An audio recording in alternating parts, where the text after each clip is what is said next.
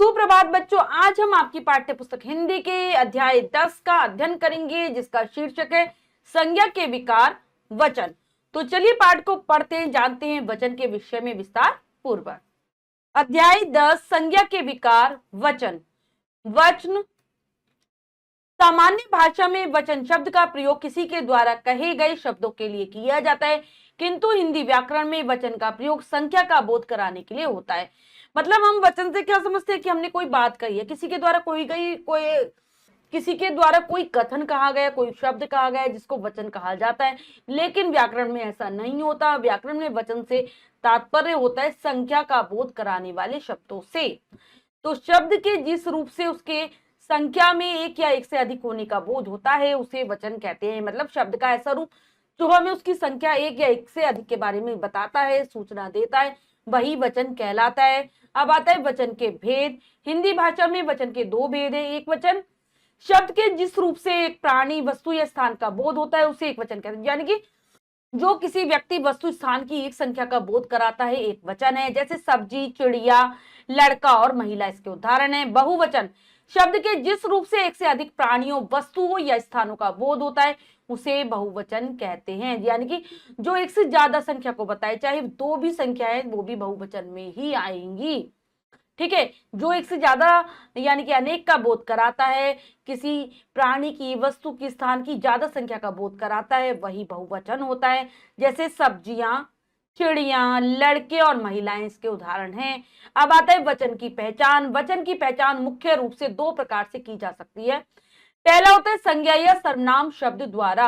वचन की पहचान संज्ञा या सर्वनाम शब्द द्वारा की जा सकती है। मतलब संज्ञा के रूप से और सर्वनाम के रूप से हम समझ जाते हैं कि ये एक वचन है या फिर बहुवचन है। जैसे उदाहरण है, संज्ञा द्वारा लड़का खेल रहा है, एक वचन। लड़के खेल रहे हैं, बहुवचन। सर्वनाम द्वारा कैसे करेंगे, वह गा रहा है, एक वचन। वे गा रहे हैं, बहुवचन। तो इसमें से हम आसानी से समझ जाते हैं कि कौन सा एक वचन है और कौन सा बहुवचन है। और कई बार जब हम समझ नहीं पाते इस प्रकार से भी, क्योंकि दोनों कुछ शब्द ऐसे होते हैं जो दोनों वचनों में एक जैसे रहते हैं, तब हम क्रिया के द्वारा पहचान करते हैं। जैसे क्रियापद द्वारा कैसे करते हैं, क्रियापद में परिवर्तन करके भी एक वचन से बहुवचन बनाए जा सकते हैं। जैसे मुनि जा रहा है, एक वचन, और मुनि जा रहे हैं, बहुवचन। ठीक है, जा रहे हैं क्रिया का रूप बदला और ये हो गया हमारा बहुवचन। यह भी जाने, जातिवाचक संज्ञाओं का प्रयोग एक वचन तथा बहुवचन दोनों में हो सकती है प्रयोग। व्यक्तिवाचक और भाववाचक संज्ञाएं प्राय एक वचन में ही प्रयोग की जाती है, परंतु यदि भाववाचक संज्ञा बहुवचन के रूप में प्रयोग की जाती है तो वह जातिवाचक संज्ञा बन जाती है। ठीक है, ये हमने पहले भी जाना था कि अगर हम भाववाचक को बहुवचन में प्रयोग करेंगे तो वो भाववाचक ना रहकर जातिवाचक बन जाएगी। वचन संबंधी अन्य नियमों को जानेंगे। स्वयं को श्रेष्ठ दिखाने के लिए, कभी कभी स्वयं को श्रेष्ठ या बड़ा दिखाने के लिए कुछ लोग मैं के स्थान पर हम शब्द का प्रयोग करते हैं। जैसे मतलब श्रेष्ठ दिखाते हैं, तब हम मैं की जगह हम करते, तो हम होता ही क्या हो जाता है, बहुवचन में चला जाता है हमारा वाक्य।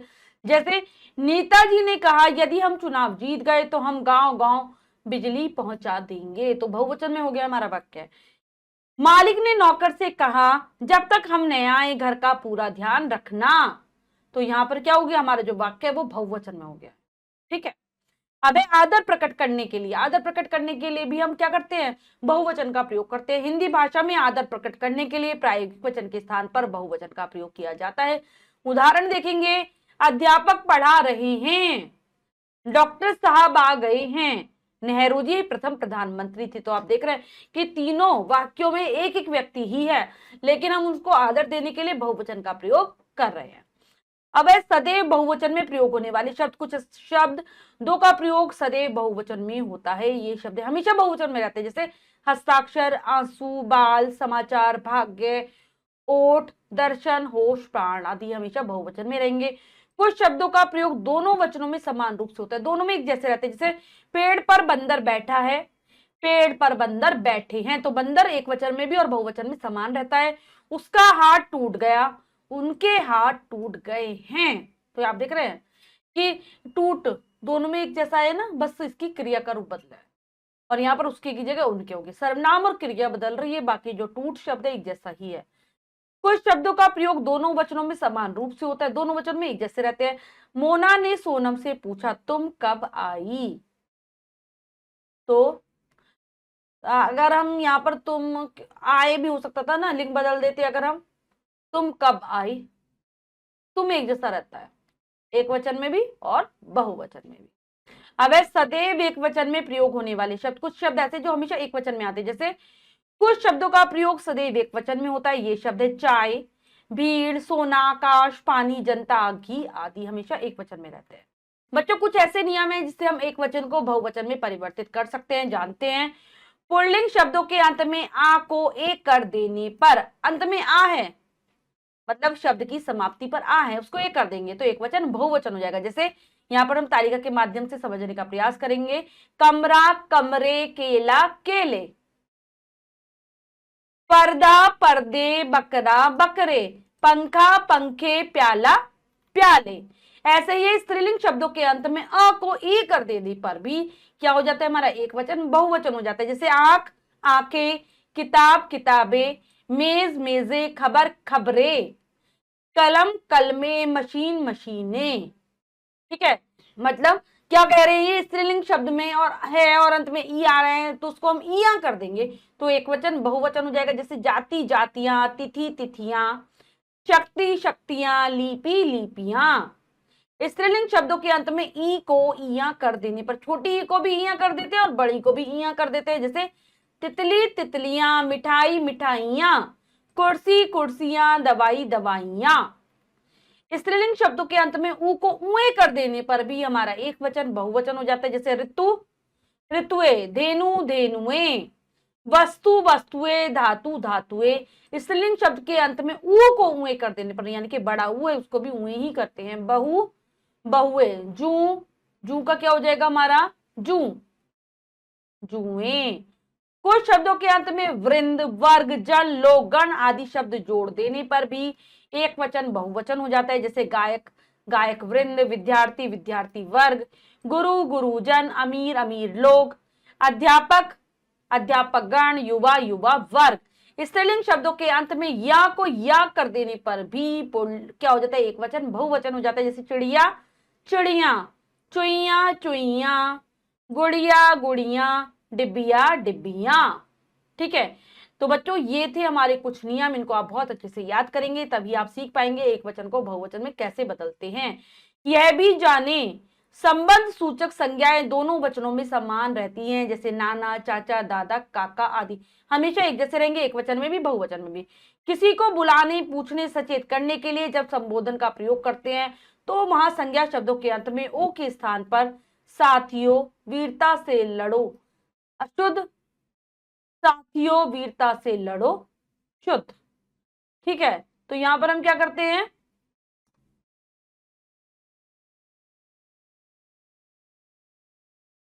क्या करते हैं हम जब किसी को बुलाते हैं या हम किसी को संबोधित करते हैं तो अंत में ओ के स्थान पर क्या कर देते हैं, हम ओ कर देते हैं। यानी कि ये वाला देखो यहां पर बिंदु भी लगाया है, ये करेंगे। ठीक है, कुछ पुल्लिंग शब्द अपना रूप नहीं बदलते, उनको बहुवचन बनाने के लिए उनसे पहले संख्यावाची शब्द लगा देते हैं। ये शब्द हैं तो ये हमेशा एक जैसे रहते हैं, एक वचन में भी और बहुवचन में भी। अगर हमें इनका बहुवचन बनाना है तो इनके आगे संख्यावाची शब्द लगाना पड़ेगा। जैसे सूरज, बाग, कमल, आम, गांव आदि। जैसे सूरज का बनाएंगे दो सूरज, बाग दो बाग, कमल दो कमल, आम दो आम और दो गांव, ऐसे बनाएंगे इनके। ठीक है, या फिर तीन गांव, चार गांव, मतलब संख्यावाचक शब्दों को लगा देंगे। अब हम अभ्यास कार्य करेंगे बच्चों, जो है हमारा कुछ कार्य के अंतर्गत। पहला प्रश्न है, सही विकल्प पर सही का चिन्ह लगाइए। प्रश्न में 4 विकल्प है, 3 गलत, 1 सही। हमें सही विकल्प को चुनना है और सही का निशान लगा देना है। करते हैं। शब्द के जिस रूप से उसके संख्या में एक या एक से अधिक होने का बोध होता है उसे कहते हैं वचन, कारक, लिंग, वचन। तो यहाँ पर वचन 2 बार दे रखा है। ठीक है, यहाँ पर हम एक वचन को काट कर यहाँ पर लिख देते हैं संज्ञा। ठीक है, अब हमारा सही हो जाएगा एक विकल्प। गुरु बहुवचन है, गुरु वर्ग, गुरुजन, द्विलिंग, गुरुगण तो गुरुजन। अगला है, निम्नलिखित वाक्यों की वचन संबंधी अशुद्धियां ठीक करके लिखिए। सभी तोते उड़ गया पहला वाक्य है तो क्या हो जाएगा, सभी तोते उड़ गए। हॉल में 10 दरवाजा है, क्या हो जाएगा? हॉल में 10 दरवाजे हैं, हो जाएगा। एक वर्ष में 12 मास होता है, तो हो जाएगा एक वर्ष में 12 मास, बहुवचन है ना, तो होते हैं, होते हैं। कारखाने की मशीन खराब हो गई, तो क्या हो जाएगा? कारखाने की, कारखाने की, यहां पर गई लिखा है, बहुवचन है यानी कि, तो मशीनें भी हम बहुवचन में करेंगे। मशीनें खराब हो गई, खराब हो गई। आकाश में सूर्य चमक रहे हैं, तो सूर्य हमेशा एक वचन में रहता है, तो क्या हो जाएगा? आकाश, आकाश में सूर्य चमक रहा है, ठीक है, एक वचन में कर देंगे। अब निम्नलिखित वाक्यों में रंगीन छपे शब्दों के वचन बदलकर वाक्य पुनः लिखिए, ठीक है। तो वाक्य में फिर से लिखना है, धोबी कपड़े धो रहा है, तो क्या हो जाएगा? यहां पर बहुवचन है तो हमें एक वचन करना है, धोबी कपड़ा धो रहा है, ठीक है। क्या कर देंगे? धोबी, कपड़े बहुवचन है तो एक वचन में करेंगे कपड़ा, धोबी कपड़ा धो रहा है। नदी का पानी चढ़ रहा है, तो क्या हो जाएगा? नदी का, नदियों का, नदियां, नदियों हो जाएगा बहुवचन में। वैसे नदियां होता है ना, लेकिन वाक्य में नदियों, नदियों का पानी चढ़ रहा है, ठीक है, नदियों का पानी चढ़ रहा है। पेड़ से पत्ता गिर रहा है, तो क्या हो जाएगा? पेड़ से पत्ते गिर रहे हैं, रहे हैं। अध्यापक बच्चों को पढ़ा रहा है, तो क्या आ जाएगा? अध्यापक, अध्यापक बच्चों की जगह क्या हो जाएगा? बच्चे, बच्चे को पढ़ा रहे हैं, बच्चे को पढ़ा रहे हैं। फिर है लड़के पढ़ रहे हैं, तो क्या हो जाएगा? लड़का पढ़ रहा है। तो बच्चों, हमने पाठ को बहुत अच्छे से समझकर पढ़ा और अभ्यास कार्य किया। इसके अलावा जो भी कार्य है वो आप स्वयं करेंगे सुंदर अक्षरों में अपनी अभ्यास पुस्तिका में।